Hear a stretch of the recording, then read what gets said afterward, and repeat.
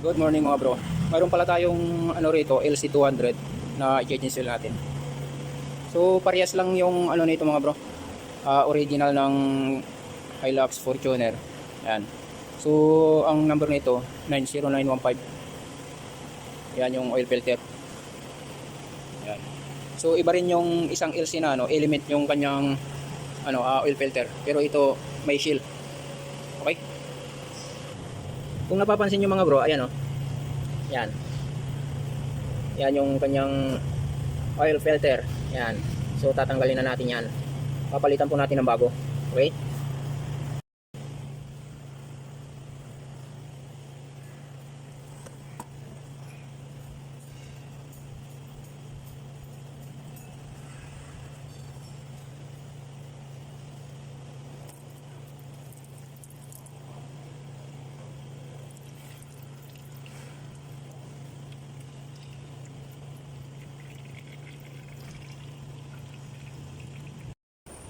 So yan mga bro, itong LC na ito, parehas lang yung oil filter ng Hilux saka Fortuner.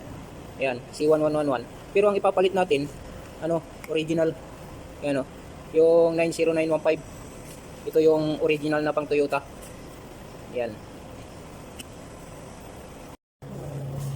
So yan mga bro. So nailagay na natin yung kanyang oil filter. Ayan. So ang nilagay natin original na ulit mga bro. Galing ng Toyota 90915. Pero yung replacement mga bro, yung mura lang, C111, pwede rin yung mga bro dahil magkasing sukat lang yung mga bro. Ang pinagkaiba lang nilang dalawa, ito mas mahaba ng konti. Okay? Yun lang. Top up yung differential. Sige.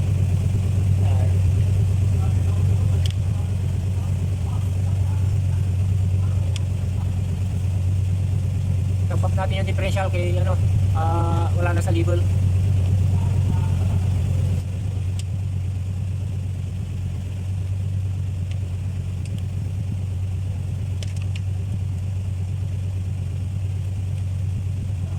Busin na? Oh, busin mo.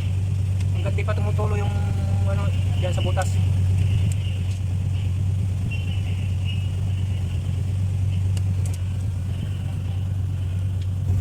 Ayan, naka-label na yung sa differential.